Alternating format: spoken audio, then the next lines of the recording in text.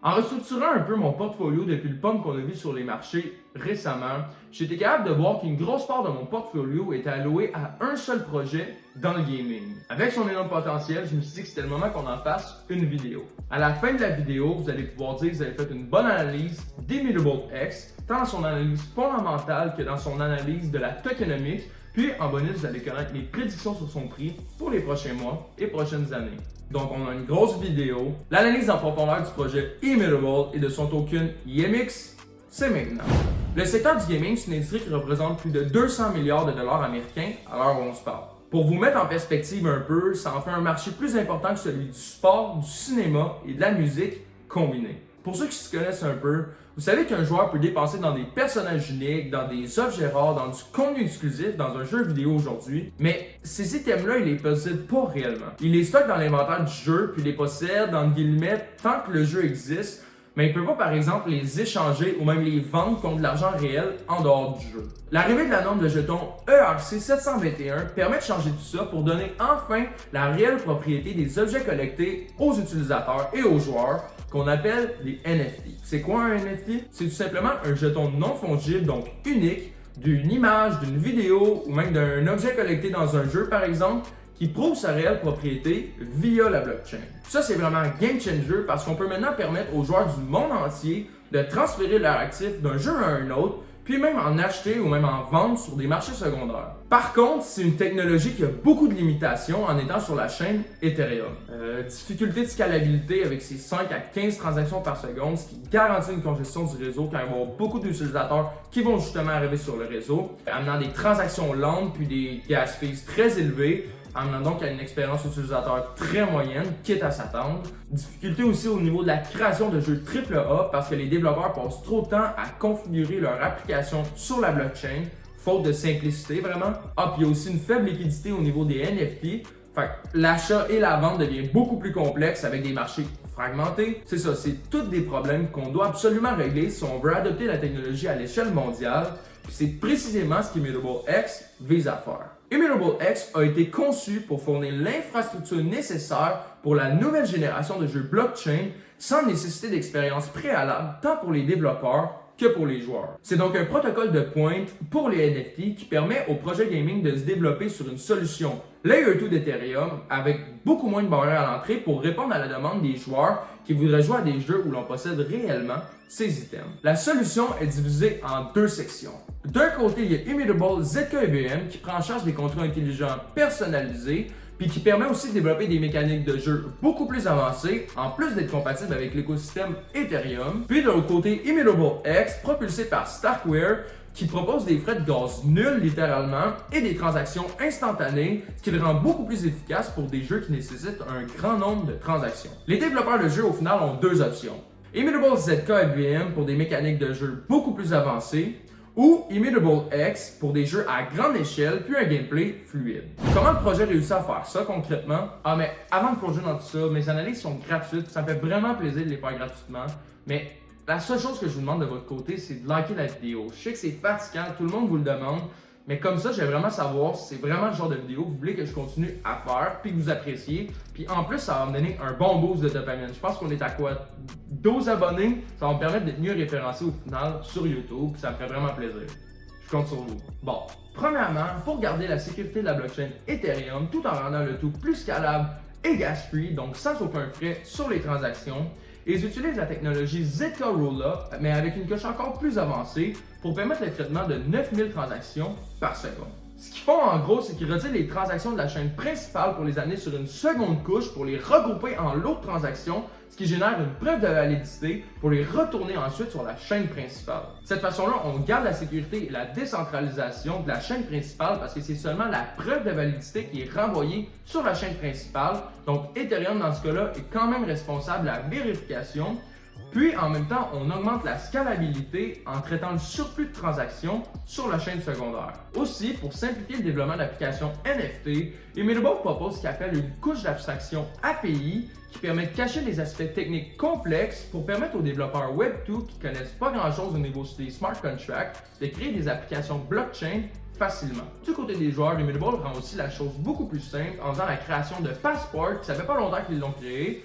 qui est un wallet qui permet de stocker et gérer les monnaies virtuelles et les objets des joueurs sans avoir à se compliquer la vie avec les clés de sécurité, sans avoir besoin non plus de se souvenir du mot de passe ou de configurer manuellement le portefeuille. Tout est automatisé, sécurisé et prêt à l'emploi pour qu'il puisse se concentrer sur le jeu. Une dernière chose que je veux rajouter, c'est qu'en termes de liquidité, Immutable se démarque vraiment avec son order book qui permet d'augmenter la liquidité en partageant les ordres NFT avec toutes les principales marketplaces pour en finir enfin avec la fragmentation du marché. En gros, un ordre passé sur un marché peut donc être exécuté sur un autre marché. Ça offre donc aussi aux utilisateurs d'avoir une plus grande variété d'acheteurs et de vendeurs, ce qui permet donc d'augmenter leurs chances d'avoir des prix compétitifs pour leur item. C'est ça au final Immutable X. L'objectif, c'est de rendre le passage des créateurs et des joueurs vers le gaming Web3 sans se compliquer la vie. En fait, que ça soit si simple qu'ils réalisent même pas qu'ils utilisent la blockchain. Co-fondé en 2018 par les frères James et Robbie Ferguson, qui ont tous les deux passé dans le classement Forbes 30 Under 30,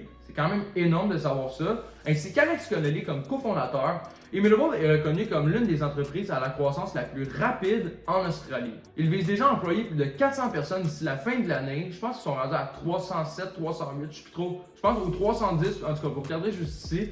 Mais avec des compétences variées comme la fintech, la technologie blockchain, le gaming, vous voyez un peu le genre. Honnêtement, je m'inquiète vraiment pas pour l'atteindre.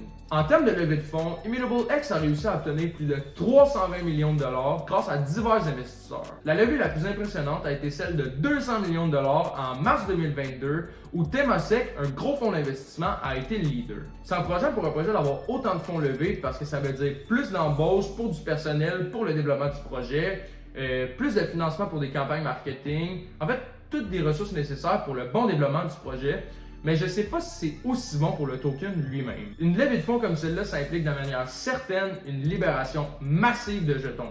Niveau partenaire, il y en a énormément que c'est des dApps ou des fournisseurs de services, mais il y en a aussi que c'est des compagnies dans le monde réel qui se développent sur ou s'associent avec Immutable.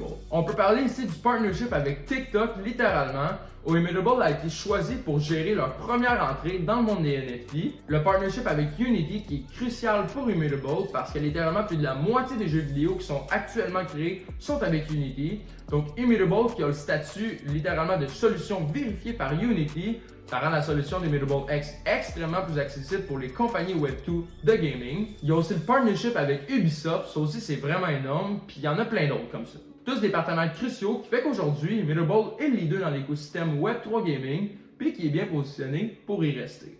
À ce jour, plus de 380 jeux ont été adoptés par Immutable X et plus de 100 partenariats ont été établis. Par contre, est-ce que c'est suffisant pour dire que l'adoption est sur la bonne voie? Honnêtement, je pense que le chemin vers l'adoption mondiale est encore loin, mais ce qui me pousse à m'y investir maintenant, c'est qu'il suffit d'un seul jeu, comme Virtual Bacon n'arrête pas de dire, qui soit facile à utiliser avec un modèle économique durable pour faire chavirer les joueurs du côté du Web3, puis c'est fort probable que ce jeu-là fort émerge de l'écosystème Immutable. Puis c'est pour ça que je suis autant investi. C'est pas une question de si ça va arriver, c'est une question de quand ça va arriver. Allez le follow en passant Virtual Bacon, c'est un YouTuber anglais, mais il est vraiment bon au niveau de l'analyse de marché, puis je suis sûr à 100% qu'il peut vous aider à vous développer en tant qu'investisseur.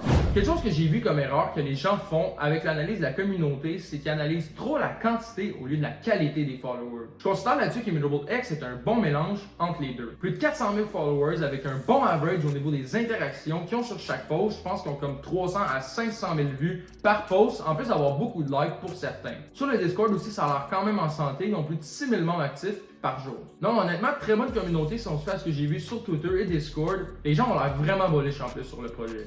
Comme Immutable a été l'un des premiers à utiliser la technologie Zcode Rollup pour résoudre des problèmes de scalabilité d'Ethereum, il a été capable de capturer l'intérêt du marché avant les autres, ce qui a permis de se positionner rapidement en tant qu'acteur majeur du marché, tant pour les NFT que pour le gaming Web3. Par contre, il fait aussi face, comme tout le monde, à plusieurs compétiteurs qui veulent aussi leur part du gâteau, comme Ronin, Scale, Avalanche, toutes des solutions de scalabilité. Mais la différence principale avec Immutable, c'est qu'il peut focuser sur les très petites transactions parce qu'il n'y a aucun frais de gaz. En plus de ça, il y a un énorme écosystème qui se développe sur son infrastructure qui, comme je l'ai dit tantôt, a beaucoup plus de chances que le jeu qui puisse tout changer, puisse émerger de son écosystème. La vraie seule chose qui m'inquiète chez Immutable niveau fondage, c'est qu'ils sont vraiment dépendants au volume de transactions. Le modèle repose uniquement sur la demande exponentielle des NFT pour devenir rentable. Le problème là-dedans, c'est qu'on pourra attendre encore vraiment longtemps pour être capable d'avoir une adoption massive des NFT. Si ça dure encore 5 ans qu'il n'y a aucune demande exponentielle des NFT, ça peut commencer à être dangereux au niveau de leur trésorerie. Si leur trésorerie tombe à sec, ça va laisser la place à d'autres concurrents qui ont mieux profité du timing, puis c'est pas ça qu'on veut voir avec Immutable.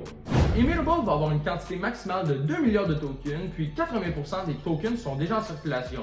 Donc c'est pas trop inquiétant qu'on va se faire dump dessus en tant qu'investisseur, mais quand même on va encore voir de l'inflation sur le token jusqu'en octobre 2025. Mais en sachant que la deuxième jambe haussière des cryptos est sur le point d'arriver, je m'inquiète pas vraiment au niveau de cette inflation-là. Elle va se faire manger, entre guillemets, par la liquidité des marchés qui va arriver sur le marché. Donc, ça m'inquiète pas de mon côté. Pour ce qui est de la TGE, 52% des tokens sont alloués au développement de l'écosystème. Ça veut dire récompense utilisateurs, incitatif aux développeurs, financement de campagne marketing, etc., etc. 25% alloués au protocole Immutable lui-même, un peu moins de 14% qui ont été alloués à la private sale, environ 5% au niveau de la public sale, puis 4% qui ont été alloués à la réserve de la fondation. Puis ça, c'est surtout pour la provision de liquidité sur les exchanges quand on parle de réserve de fondation. Un risque que j'aime vraiment pas voir qu'Immutable a, c'est qu'une large portion des tokens est contrôlée par la fondation Immutable elle-même. Plus de 50% des tokens actuels, sans compter ceux qui sont encore locked pour le vesting schedule, sont détenus par des portefeuilles opérés par la fondation Immutable. Oui, il y en a certains des Immutable maximalistes qui vont me dire que c'est vraiment juste pour le bon développement du projet, mais avoir autant de tokens contrôlés par la team, c'est vraiment dangereux. Demain matin, si quelque chose va mal dans le projet, il pourrait décider du jour au lendemain de tout dump sur le marché pour résoudre le problème, ce qui ferait très mal à la valeur du token et donc mon propre portefeuille. Sinon, à quoi sert le token puis comment il capture de la valeur? L'IMX a trois principales utilisations. Premièrement, il sert de jeton de gouvernance pour donner un droit en tant que détenteur du token de voter sur les décisions importantes du projet, ce qui stimule sa demande en théorie, mais en réalité, c'est pas vraiment ça qui va faire en sorte que les gens achètent réellement ou non du IMX. Il faut plus d'utilité. C'est donc pour ça que ça a aussi à être utilisé pour les frais de transaction, parce que 20% des transactions doivent être payées en IMX, en plus d'une commission de 2% sur toutes les transactions secondaires qui se font sur la plateforme. Ça garantit donc une demande continue pour le token, plus l'infrastructure va être utilisée. Puis enfin, ça a aussi une récompense de stacking dans le but de recevoir chaque mois une part des frais générés des transactions sur le réseau. C'est une utilité qui permet clairement de capturer de la valeur pour le token parce que plus le projet va apporter de la valeur, plus il va être utilisé et générer des transactions, plus il va y avoir de revenus générés par les frais qui vont être redistribués aux stackers, ce qui va pousser d'autres personnes à vouloir devenir des stackers eux-mêmes parce que les incitatifs sont encore meilleurs, ce qui va donc augmenter le prix du token. Au niveau de son évolution du prix maintenant, le token IMX a fait son entrée dans le top du bull run en 2021 puis a atteint un pic qui est monté à 9,50 pour redescendre jusqu'à toucher les 40 sous par token. Récemment, on l'a vu grimper jusqu'à 3,60 par token pour le voir aujourd'hui dans les alentours de 1,80, ce qui fait moins 80% de son plus haut historique. Selon des recherches faites par de grandes sociétés, le marché du gaming blockchain devrait atteindre 300 milliards de dollars d'ici 2030 et celui des NFT 220 milliards de dollars, ce qui en fait un marché combiné de plus d'un demi-trilliard de dollars qu'IMX est positionné. Imaginons qu'IMX, n'oubliez pas le leader dans le Web3 gaming, est capable de capturer seulement 5% des parts de marché en 2024-2025, ce qui est très pessimiste dans un top de bull run avec beaucoup de spéculation. On verrait le projet transiger autour des 25 milliards de capitalisation. Ça ferait ranger le token IMX autour des 15$ par token, un x9 environ à partir d'ici. Honnêtement, je vous le dis tout de suite, à 15$, je fais que commencer à prendre des profits sur le projet. Je pense vraiment qu'il y a des targets beaucoup plus hauts qu'on pourrait atteindre. Par contre, n'oubliez pas qu'il y a encore 20% des tokens qui doivent être mis en circulation, ce qui pourrait potentiellement diluer un peu la valeur du token. C'est donc la fin de l'analyse d'Immutable X. N'oubliez pas, si c'est le genre de format que vous appréciez, likez la vidéo, ça me fait vraiment plaisir d'en faire d'autres. Puis s'il y a un projet que vous voulez que j'analyse, dites-moi dans les commentaires, ça me fait plaisir de le faire pour vous. Donc, merci d'avoir passé ce moment-là avec moi. C'était Étienne, prenez soin de vous et à très bientôt.